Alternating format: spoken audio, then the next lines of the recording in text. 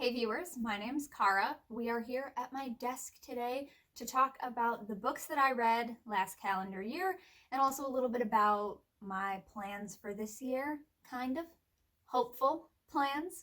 So last year, I did a video on my channel when I created a reading progress chart for myself.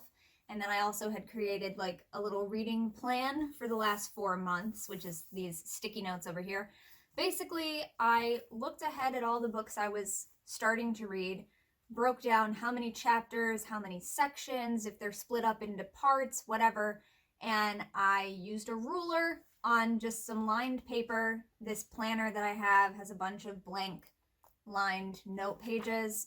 So I used a ruler to mark out, like, I don't know, every centimeter, every quarter inch, something like that, to make little boxes for how many chapters there were so that as I'm reading, I could fill in as I finish each chapter. Just kind of a fun thing for me to do to have a colorful record of my progress since I was trying to read a lot of stuff last year and I was having a lot of trouble focusing. It was a very unusual year for me in that way, and I know a lot of you experienced similar or the opposite. Those of us who don't usually read a lot were able to read a ton.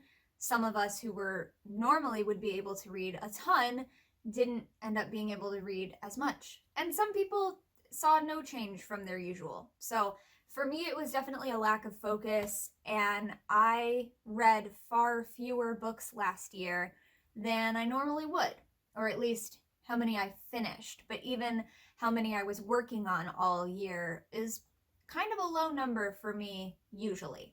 It fluctuates, but feels a bit low. So there's a video on my channel from when I did that, and it was basically when I made the plan for the last 4 months of the year. It was essentially, if I can stick to this plan of reading this much of all of these books monthly, and then I went further and broke it down into weekly goals for myself so that I didn't procrastinate and try to get it all done at the end of the month, which I am likely to do, I would be able to finish all of the books except for one of them by the end of December 2020. If I had been able to stick to that, there was one book that I knew I wasn't going to finish. I wasn't even planning on being able to finish that one by the end of 2020. And of course I did not. But the others I thought I'd be able to finish, and I didn't. So what I want to do here is go over the stuff that I did finish, most of which I have, but a couple of them were library books, so I will just put up a photo of them that I had taken and posted on my Instagram and whatever. I also have a little sneak peek of some of the things that I might be reading this year. So don't look ahead. Don't look ahead. So in 2020, the first book that I finished reading in February was The Empowerment Manual by Starhawk. It was published in 2011. It was a library book, so I don't have it here with me. I'll put it up on the screen for you. In 2019, I had been reading a bunch of Starhawk books, all of the ones that my local public library system had available that I do not already own and had not already read. And then I was reading them in chronological order of their date of publication. So The Empowerment Manual, published in 2011, was the last one. I was not able to finish it before the end of 2019, so that is what I started 2020 with in January, and then I finished it in February. That was the first one. And I finished that actually before I even started my reading progress chart. So that one's not on the chart because it was already done, so I just wrote it in at the top later so that I would remember to count it, because it is the first book I finished last year. The next book I finished last year, these are not in order of when I started them, but rather I have put them in order of when I finished them because I made a note in my progress chart of when I finished them. So the next one I finished was the Watkins Dictionary of Magic. This is a project that I think I posted about on Instagram once, but a little project I started for myself because I work at the Buckland Museum of Witchcraft and Magic in Cleveland, Ohio. There are some artifacts in the museum collection that are related to very influential occultists and magicians and such like, who I did not already know a lot about. So I decided that I wanted to learn a little bit more about some of these people that are connected to the museum collection for myself, as well as in case anyone ever asks me, if any of our guests ever ask me for more information about any of these people, and I don't know anything about them, you know? So in order to be a better tour guide and also just to learn for myself, I decided to do this thing, which I started with the Watkins Dictionary of Magic, and then I am continuing going through the other encyclopedia of magic, witchcraft, Wicca, witches, whatever, other books like that I have. And the project is this. I'm going through and I am finding any entries that pertain to people who are connected to the museum collection, either people who were founders or leaders of different groups that are influential, or people themselves whose items we have in the collection, or who donated things to the collection, and so on. So basically, a lot of Western esoteric, Western occultist names are what I'm looking for, and I'm making an index card for each of them and taking notes. I started with just going through this book, so all of the notes that I started with were from this source, and I made a note of that. Then when I finished this one, I started with one of my other encyclopedias, going through doing the same thing, making a new note card for any new names that were not in this book, but might be in other books I have, or adding information to the existing note card, or adding a second note card, as the case may be with some of them, who there's a lot to say about, from the other sources. And I'm using a different colored pen and making a note of the different source. So I'm just kind of basically compiling a Rolodex for myself of occultists, kind of. And they are actually in this wooden recipe box back here that I got from my mom. So that's the next book I had finished reading. I didn't necessarily read every single word of this. It is a dictionary. But I did read every single entry title to see if it's one that I wanted to take notes on. And of course, you know, as I'm going through it, I ended up reading a lot of other entries that I was just personally interested in, even if it wasn't necessarily something that I was writing down for this particular activity.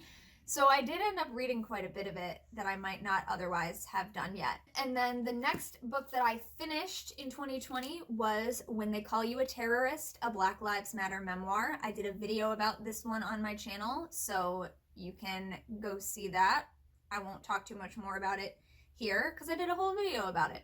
But that was the next one I finished sometime in the summer, I believe. Then I had been working on Wicca for Beginners, which was a gift to me from Ree, who I met through Thorn Mooney's Patreon community and book club. This was one of the beginner book club books that we were reading last year, and Ree gifted me a copy so that I could be part of that book club. So thank you very much to Ree. And I think their username right now on Instagram is bujo.tarot. And I felt really bad that I was so behind on reading and like I couldn't focus. So I wasn't actually reading this book along with the book club like I wanted to be. I ended up finishing it much later after everyone else had kind of already finished it. But I did finish it a little bit later in the summer, like in August. This is one of those books that I had always heard recommended ever since I started talking about witchcraft or talking about studying witchcraft and Wicca on the internet, like however many years ago, right? 10 years ago-ish now. This is one of the names of books that I had always heard was recommended, but I never got a hold of a copy of it for myself because I was mostly looking through my library system or finding things secondhand, and I just never came across a secondhand copy of it, so I never read it until now. I didn't do a video about it. I did do a little post about it on my Instagram. I might do a video about it in the future. Who knows? Maybe I'll just do one for Patreon that you can see there. I don't know.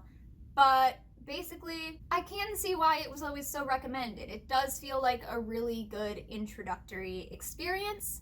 And there were even a few things in here, a few opinions of the author, thoughts that they had that I don't recall ever coming across before. So there's kind of some interesting stuff as well. And I'll leave it at that for now because I may or may not do another video about it more in depth sometime. Who knows? Or a blog post. We'll see what happens. I knew I was gonna forget one of the library books, so I am recording this later in the video and putting it back in. But the next book that I technically finished in 2020 was Braiding Sweetgrass by Robin Wall Kimmerer, which is something that Katie Flowers' Blossom Book Club was reading together, and I had ordered it from the library in preparation to read it along with the book club right before everything shut down for the pandemic. So I didn't get the book in for several months, not until our library systems reopened and they started lending books again.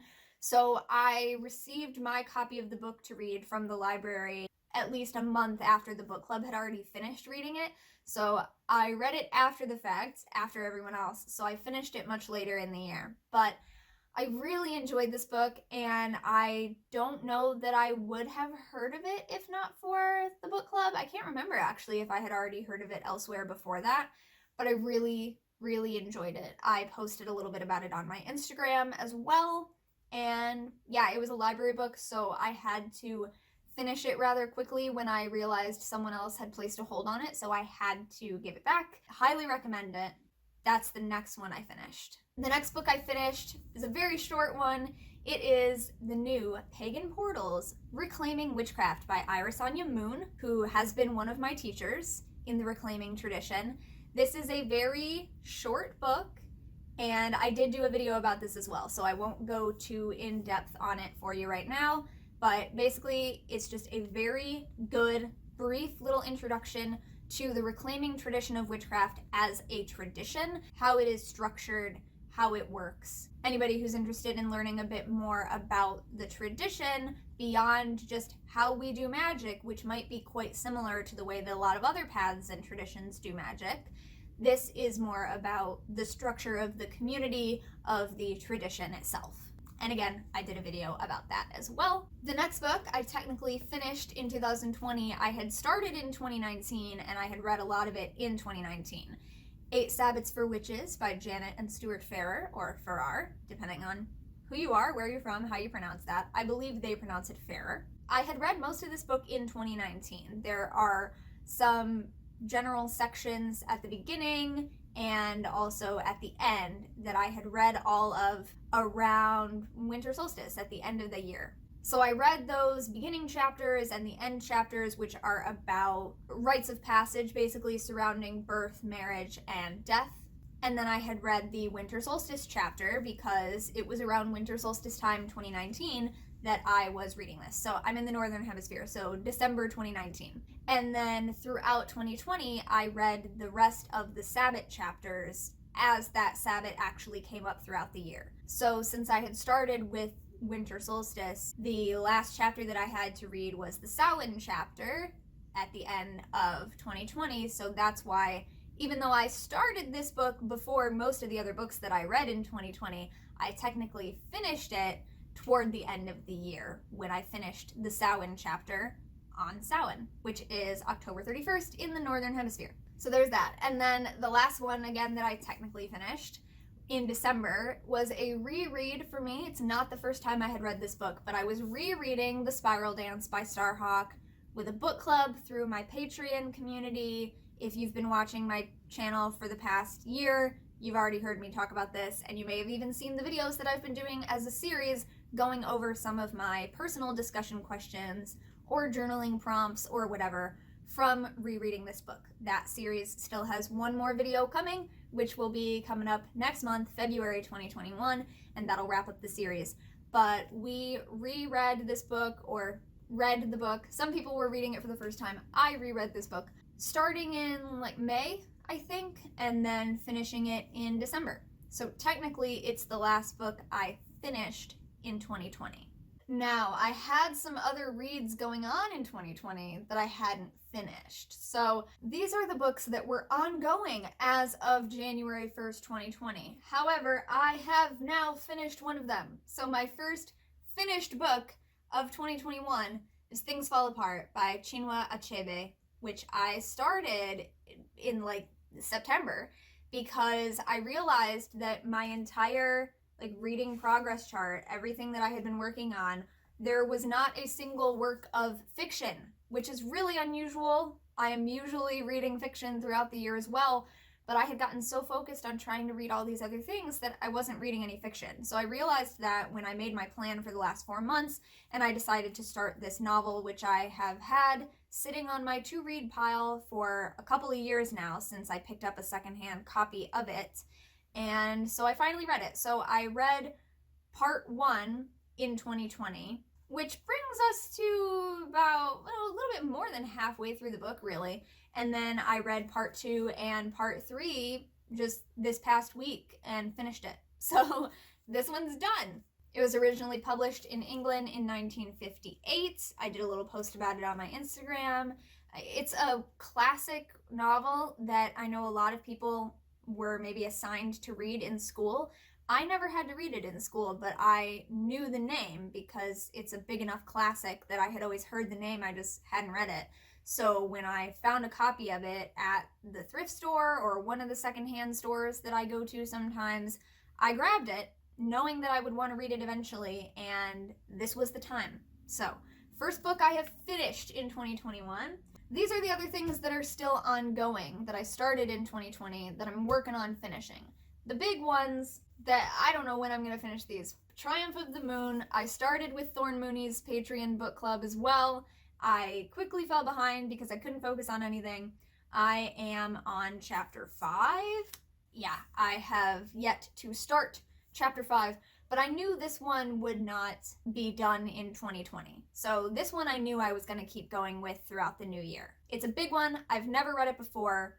Chapter 1 really is difficult to get through, and it took me a very long time. The rest of the chapters after that so far have gone much quicker, but since I knew I wasn't going to be able to finish it before the end of the year, I kind of finished chapter 4 and then let it sit for a while so that I could focus on trying to get the rest of these done. But then I did no reading whatsoever in November or December because I just could not focus on anything. So this one is still ongoing. I don't know when I'm going to finish it. Drawing Down the Moon is the other one. This is the other big brick of a history book that I've been working on, but I have read this one before in its entirety several years ago, toward the end of my undergraduate college career. So this is a reread for me, but I have only just gotten through rereading chapter 6. This is something that I was kind of informally reading with other people and discussing with other people, but we weren't doing it in any kind of structured, like this many chapters this month kind of way. It was just like, read it and then we'll chat about it in the group. So a lot of us were doing lots of other more structured book clubs at the same time. So this one kind of got put on the back burner for me, for sure, and I think for a lot of people. Some other people ended up just finishing it so that it's done and they could check it off their list, and we haven't really gone back and discussed it all yet because the rest of us haven't read it. So I am rereading this. I read chapter 6 this year, so I was only through chapter 5. I have started rereading it again, picked it back up, trying to make a little bit of progress, still a little bit of time, because I do feel like, at least so far this new calendar year, I feel like I've got a little more energy and a little more focus back already. Probably just the, new year vibes, but I'll take it. Next one I'm working on, I had also sort of started in 2019. I had read a lot of the first part of it, but not the entire book. And I decided to just go back and start it from the beginning because I didn't remember enough of it and I hadn't been taking notes or anything the first time. So I wanted to start over at the beginning and have a really good, thorough experience of it.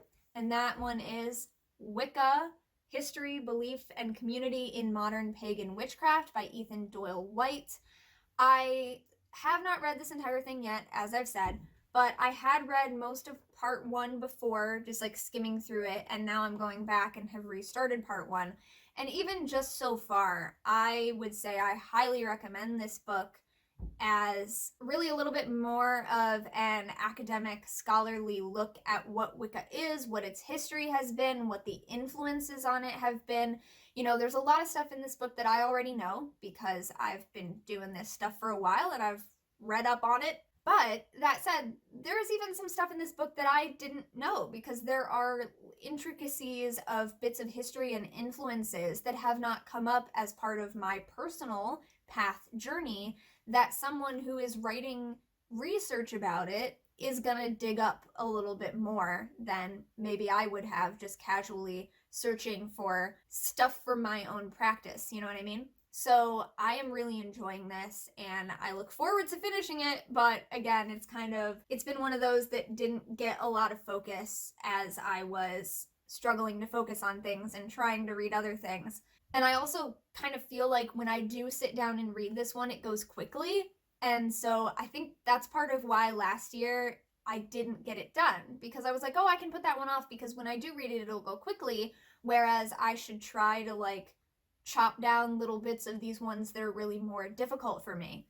But now coming into 2021, I'm like, no, let's finish the ones that I know are going to be quick, get them off the list instead of struggling through the really tough ones. I feel like that process really didn't help me last year. So I'm trying to switch it up. This is one of the ones that I hope to restart this coming month. I'm trying to finish a few of the other things that I feel like I'm closer to finishing in January. Like I already finished Things Fall Apart, so that's one off the list, right?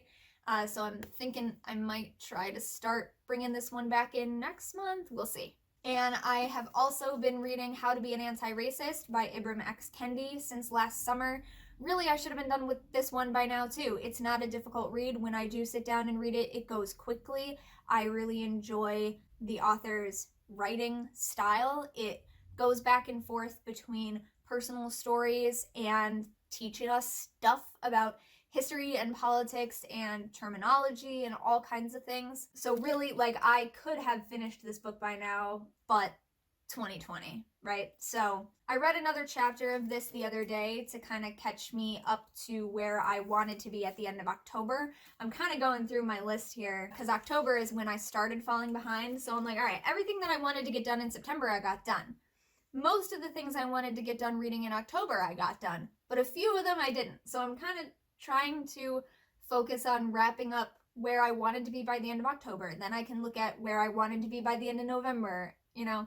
So that's kind of what I'm doing. So I read another chapter of this recently to catch me up to where I would have been at the end of October. But this is still ongoing. I do plan to finish this. It was a library book, by the way. We got it from a library book sale, so this one is not currently a library book. The other one as well, the Black Lives Matter memoir, same thing. They were in the library book sale, so they're not ongoing library books that they are expecting to get back from me and I am just keeping for way too long. They are our books. I'm taking a very long time to get through them. And then the other thing I had ongoing is a printout. It's in a binder. This is a workbook handout from the fairy tradition, Victor Anderson and Cora Anderson's fairy, F-E-R-I, tradition, which is something that was offered to me by a couple of fairy initiates and teachers that I know who wanted to provide an opportunity for some of us to work through this workbook together and discuss it since we were all in lockdown and didn't really have much else to do. So that's when we started it. We started it in like March or April or something like that. And then we were doing it as like weekly or bi-weekly assignments and discussion for a while, but then life happened. Not everybody could keep up with it at that schedule. So then it became go at your own pace. And I, again, wanted to finish it by the end of 2020, but I didn't get it done. I had 4 chapters left, basically 4 lessons left. I've already done 2 of them now, so I only have 2 more to go. So I will be finishing this one quite soon. It'll probably be the second thing that I finish in 2021. And of course, also it being a workbook, I could have very easily read it straight through by now. But because it's a workbook, there are lessons, there are exercises. So I've actually been stopping and trying to work on those things, which is why I also broke it up for myself in the last 4 months of last year, that I only wanted to do a couple of lessons per month because I wanted to take those weeks in between to work on the lessons.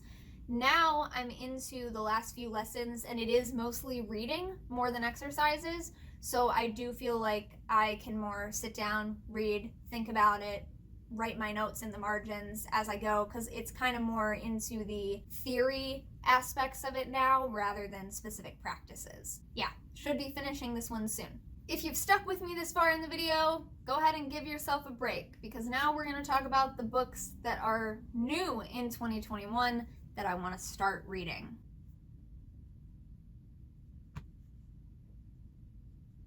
Now, of course, when I say new, I mean new to me. I mean books I haven't read before, books I have not yet started. Most of these books are, in fact, not new. Some of them are newer. Most of them are not new.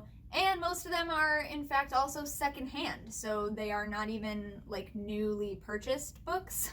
But several of these I did get from the thrift store the one time I decided to venture out to the thrift store in 2020 because things were open at the time and we were being careful, hand sanitizer, wearing masks, distancing, all of that, basically the same as we would be doing at the grocery store. So the one time I went out, I got a bunch of books. And since I mentioned I was not reading a lot of fiction in 2020, I have a stack here of some newly acquired, new to me, fiction that I would like to try to read this year. So we have Beloved by Toni Morrison. I actually already owned this one. My partner and I both have a copy, and I had gotten this one secondhand a few years ago, but I just hadn't gotten around to it yet.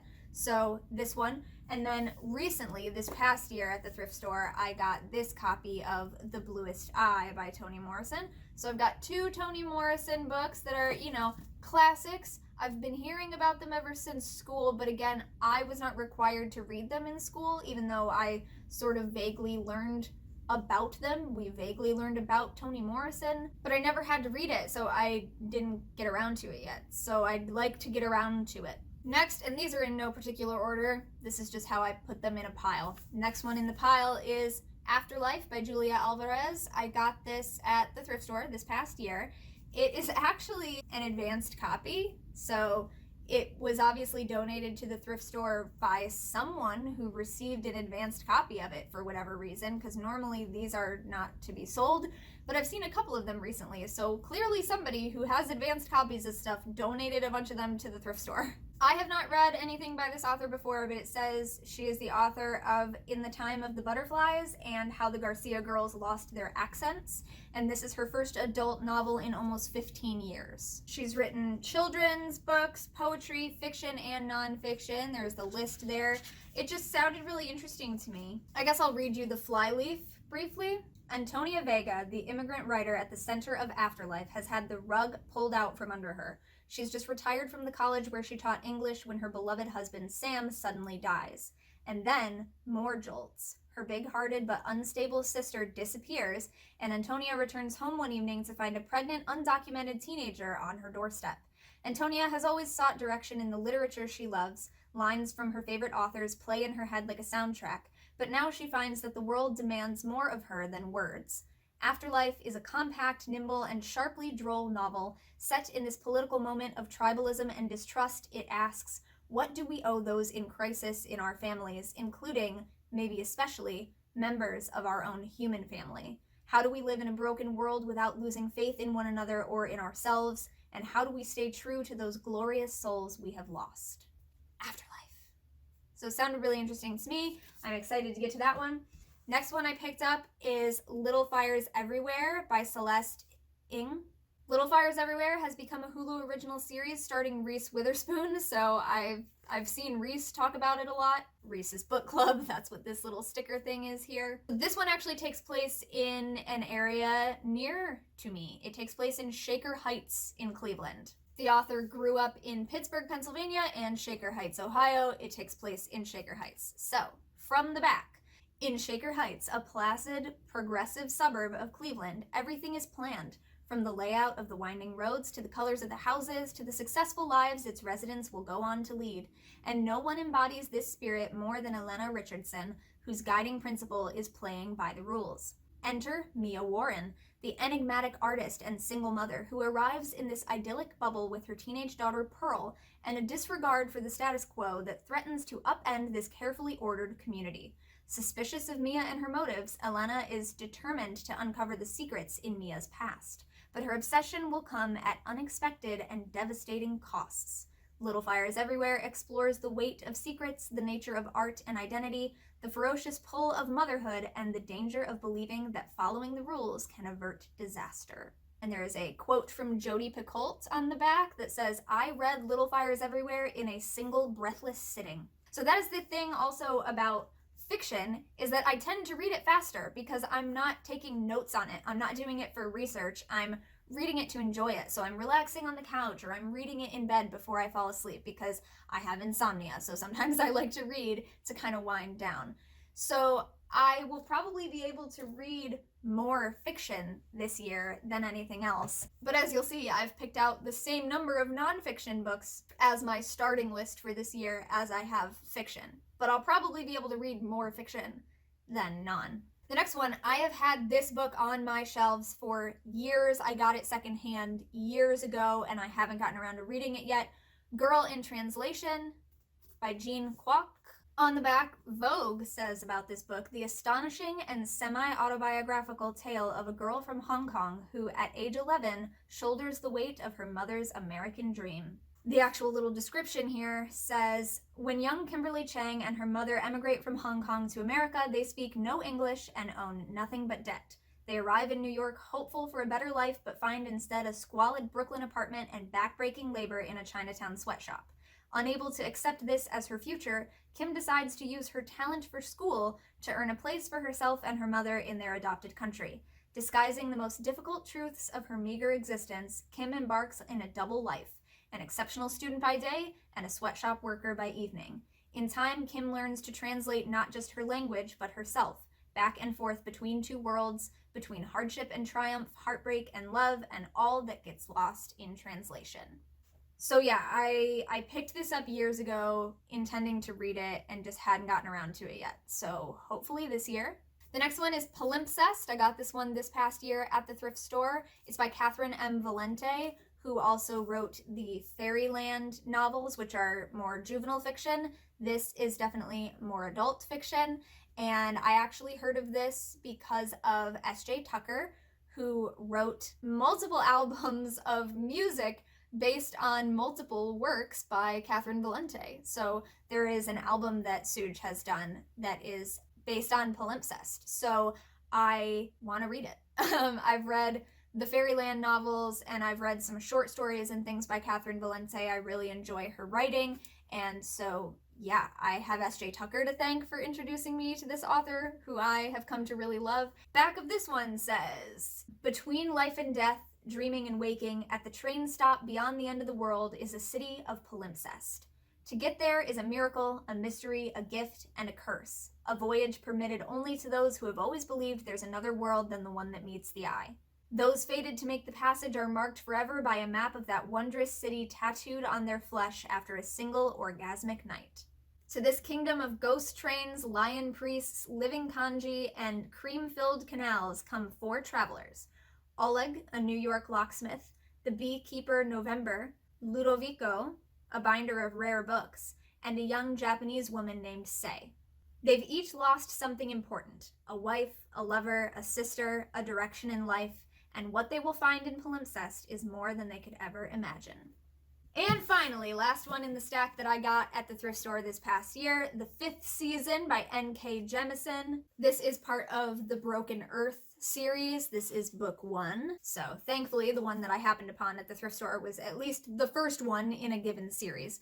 But yeah, I really have to thank Laura at Aquamarine 18 for this one because Laura and I enjoy a lot of the same authors. And so they talk a lot about N.K. Jemisin and why they like their writing, and it sounds really interesting to me. And I've read Octavia Butler before, which Laura also really enjoys. And I just happened to see this at the thrift store.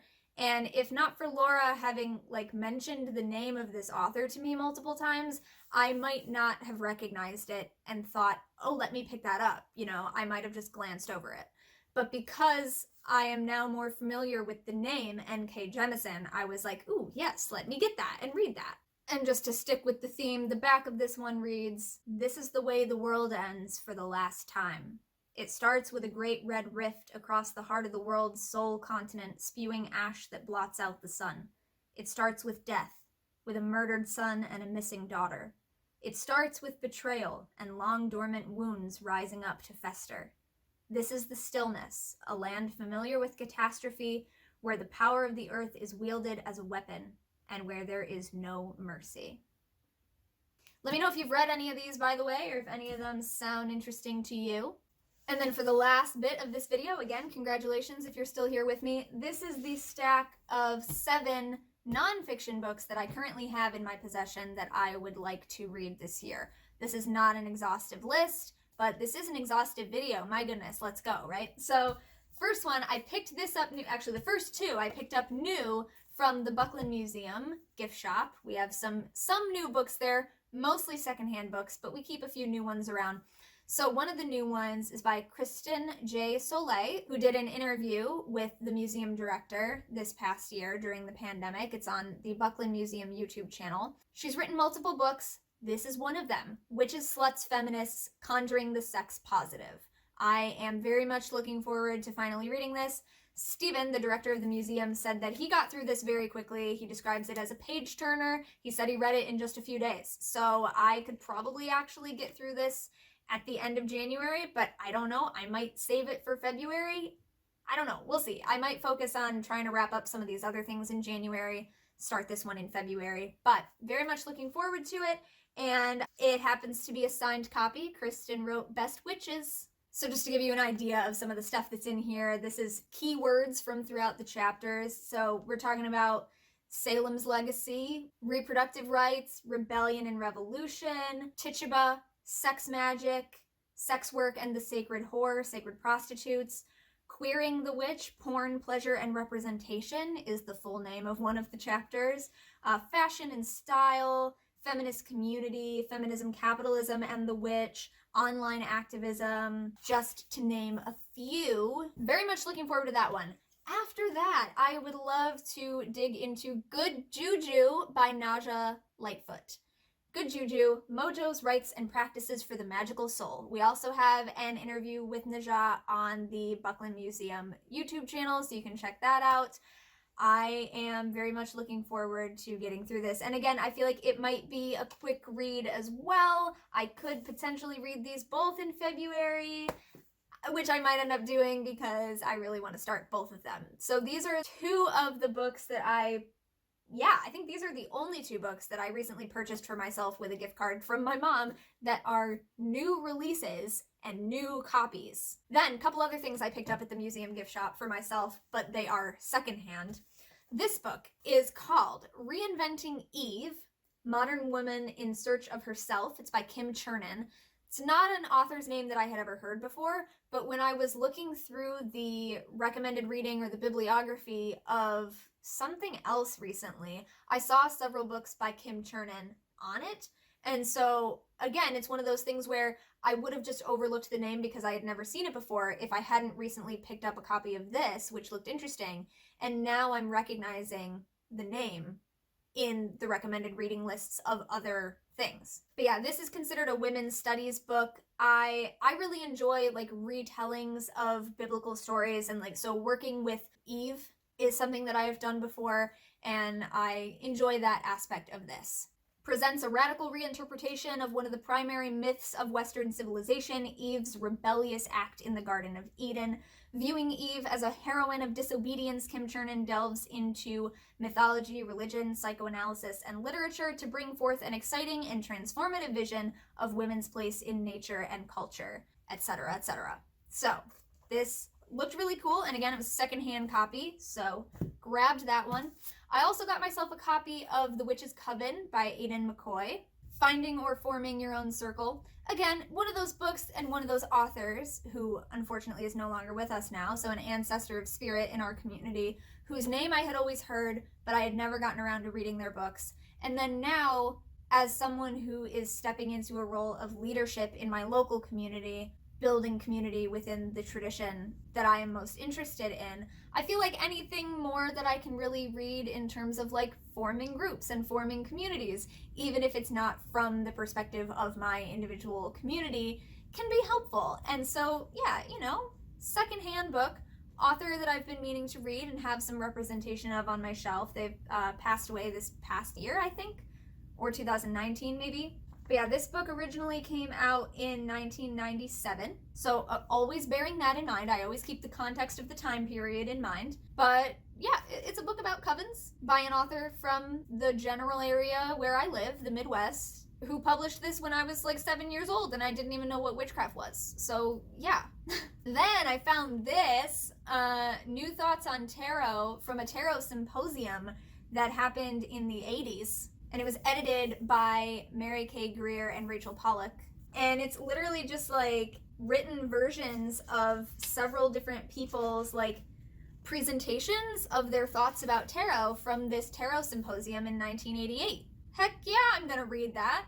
Yeah, so it looks like this came out in 1989. The symposium was in 88, and then this was printed in 89. Another thing I found at the museum gift shop a little while ago, which I kind of want to, this is why I kind of want to read Witches, Sluts, Feminists in February, and then also read this, because something about alliteration gets me. I want to have a fabulous feminist February and read Witches, Sluts, Feminists, and this special edition of Hypatia, which is a feminist journal. I found this special issue on ecological feminism from spring of 1991. I was not even a year old yet. But yeah, this is a special issue of a feminist philosophy journal about ecological feminism. Yes, please, this is what I want to read. And like, again, bearing in mind that this is from a while ago, I'm not expecting to agree with every bit of this, but I'm doing more to learn about the history of various aspects of feminism as well. And so this area of feminism is an area that I'm very much interested in. So I thought this would be a really great way to read some of the things that some people have said about the topic in the past, maybe learn a little bit more context as I go, and then, go from there. And then the last thing I also picked up last year. Maybe I picked it up the year before, 2019, I think, because I wanted to read it last year, but I didn't get around to it. I grabbed a copy of Hereditary Witchcraft by Raven Grimassi. Hereditary Witchcraft, Secrets of the Old Religion. This is one of those big ones that like I don't think this is going to be a read it straight through kind of thing, but maybe if I look at it and see how many chapters are in it, I can try to get through a chapter a month or something like that. Part of the reason that I didn't get around to reading it yet is that it is a secondhand copy, and I didn't realize until I started opening it and flipping through it, like even just now, it smells very strongly of cigarette smoke. And I have tried a few different tips and tricks that some people have already shared with me for getting scents out of books, and it's a little better, but like, yeah, even just flipping through it like that, I still get a face full of smoke from who knows how long ago. So I often do not want advice in the comments of my videos if it is unsolicited. However, in this case, I am asking if any of you have any tips or tricks for getting scents out of books. Please feel free to share. I have tried dryer sheets, I have tried baking soda, sealing it up in a plastic baggie with those things for a while, like days, weeks at a time, right? It's been in this bag with some good scented, smell good stuff for months now. And it still just smells like smoke, and it's just really hard for me. I mean, I can always just like wear a mask, because we all have plenty of masks laying around now. I can always just wear a mask while I read it, but it's really that strong that it bothers me. I can't really read the book with it smelling like that, which is the only reason I didn't try to even start it in 2020. So if you have any advice for that that's maybe beyond what I've already done, let me know. Otherwise, I'll deal with it. But that's that. And again, I feel like I'm not going to be able to get through as many nonfiction books as I would like to, because nonfiction takes longer, especially if I'm taking notes on it and stuff. But the fiction, I am pretty confident that I should be able to get through at least this many, if not, then add more throughout the year. So I do have some books that I'm trying to finish up from last year, but then here's some stuff that I'm hoping to read this year. Who knows if it's gonna happen? I don't know, but I'll certainly keep you posted. Thanks so much for sticking around through this long video. I hope you enjoyed it. Thanks for watching and or listening. And do also let me know in the comments if you have read any of these books, if you have any similar book recommendations. There are other things that are already on my list that I want to read, but I don't currently own a copy of, by the way. So like, I know I want to read some Gerald Gardner. I know I want to read some Doreen Valiente. I'm trying to go back and read some of these classic authors, some of the classic books. Again, just for that kind of background history, background influence on what we're doing today. Not in the terms of like, I'm going to read that and take it as exactly what I need to do for today, because that's not what I think we should ever be doing with witchcraft books. But especially when we go back and read the older things, keeping them in context of their time period and doing it as more of a learning about influences. So definitely some stuff like that. I have some T. Thorne Coyle on my list to read in the future. Several newer books that are coming out now that I would love to read. But yeah, kind of want to start with some of the stuff I already have. And these are really the only two new books that I've gotten that I'm really excited to read. And the Reclaiming Witchcraft Pagan Portals, that was also a brand new book, just came out last year as well. So those are the newest ones that I've gotten. Speaking of new, this hat is new. My younger brother sent this to me, as well as this cardigan. It's got pockets. I love it. So yeah, these are gifts from my brother. If you liked those and were wondering where that came from, thank you to my brother. My brother knows I like rainbow stuff, warm stuff, and socks. So I got a lot of warm rainbow stuff and also rainbow socks, which are warm. So there you go. I will see you next time. And until then, don't forget to be awesome, blessed be, and goodbye.